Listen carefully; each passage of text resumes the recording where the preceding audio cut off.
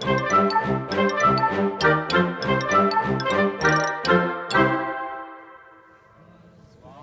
for the vigil, please, Margaret. You don't need to buy tickets, Keith. Just go through. What are you selling then? Candles. Candles? Symbolic of Fluffy's spirit still shining in the world. No. We'll have 2 of those then. I didn't think you two would be that interested in something like this. You think we're all asleep, Margaret? Well... As it happens, Margaret, we're very upset about Fluffy. Aren't we, Dan? We'd never have done anything to hurt him. Ever. Oh, I see. I must say, Margaret, it's a nice frock you've got for the occasion. Oh, thank you, Keith.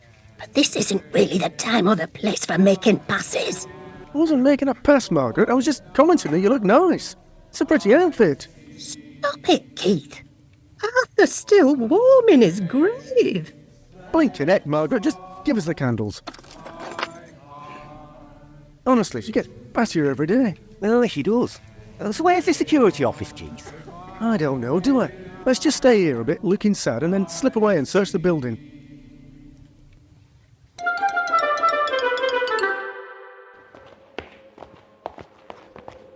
This must be the last corridor left to search. It'll be here then, won't it? There it is, at the end.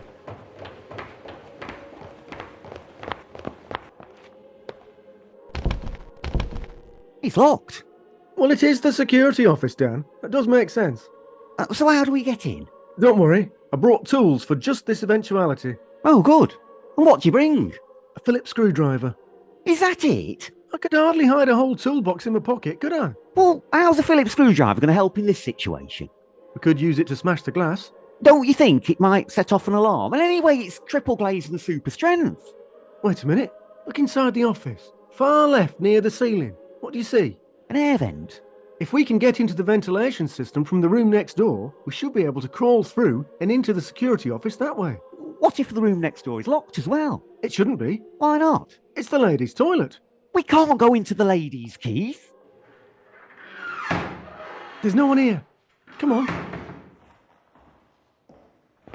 Look, the vent is just above that cubicle. Stand on the toilet and hoist me up. Can you get the cover off? I can, Dan. And do you want to know how? No, don't tell me. It's got Phillips screws. It does indeed.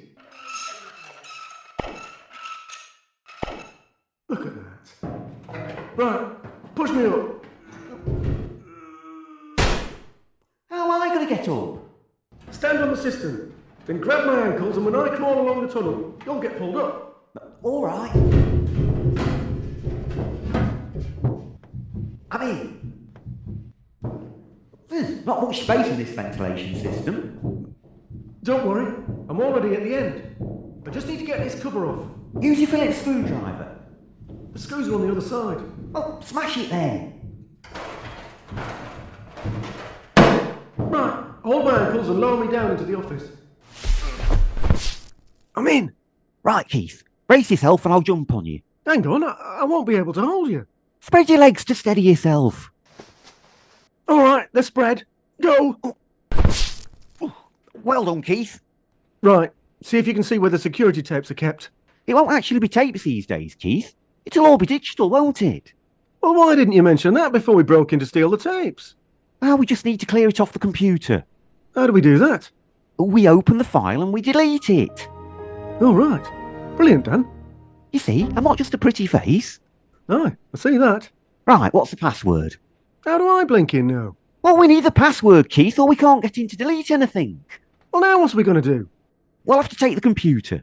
How are we going to walk out through the vigil with that thing? We don't need the screen and the keyboard, Keith. We just have to take the PC tower, which is thankfully quite compact, and should be able to fit under a jacket. All right. Unplug it then. Now, help me get back in the vent. All right, give me your foot. Wait a minute. How am I going to get in? Well, I don't know. You're going to have to go in backwards. Why? So you can put the vent cover in position and cover our tracks. I'll never do that. OK, we'll go back to the ladies' room, turn you around, and then you can go back and attach the cover. Good thinking. Nice one, Dan. Just lift me up. Leave your ankles handy and I'll grab them. Right. Back at the bathroom. Lower me down. Right, Keith, out you come. Are your legs spread? Aye, I'm ready, just jump. Okay. Right. Hoist me back up and I'll go and attach that cover. The choir is sounding lovely, Madam Mayor. Thank you, Margaret. I do appreciate your support this evening. Keith! You were there for me when I lost my Arthur. Keith! Hurry up! We might have company here. I won't be long, Madam Mayor. I'm just going to spend a penny. Keith! What are you doing in here? It's not what it seems, Margaret.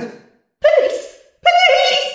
Don't panic, Margaret. I just went to the wrong loo. Ray! No one's even touching you, Margaret. Just calm down. Oh, well, I suppose that's true. Right, back. Spread your legs and I'll jump on top of you. No, Keith! Ray! Margaret, it's me, Keith. Keep your voice down, woman. Security!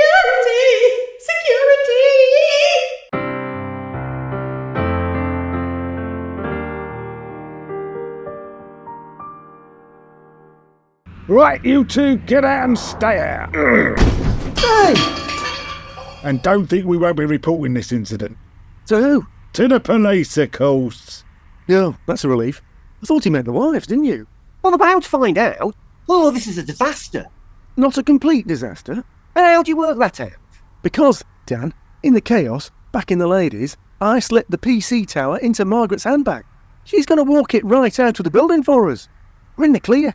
Oh, brilliant, Chief. So instead of being revealed as chatulars, we'll just be known as perverts. Well, I didn't say it's a perfect scenario. How are we going to get this out of Margaret's handbag? Hey up, here she comes. Quick, behind the phone box. I don't want to be any trouble, Madam Mayor. Oh, nonsense, Margaret. I insist you don't spend the night alone after that. You'll stay with us. Are you sure? Of course. My husband is arranging for the mayoral limousine to take us as we speak. Oh, here it is. Will you get?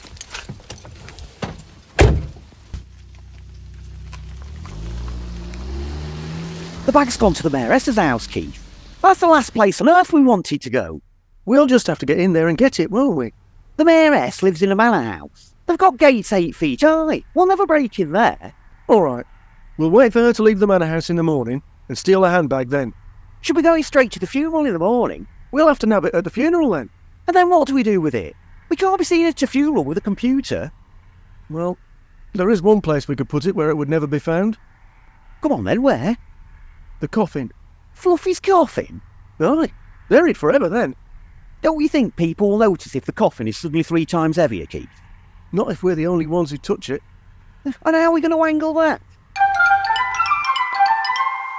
To find out if Keith and Dan do manage to wangle that, tune in to part 3 of this episode when it's released on Friday, September 15th. And don't forget to stay balmy.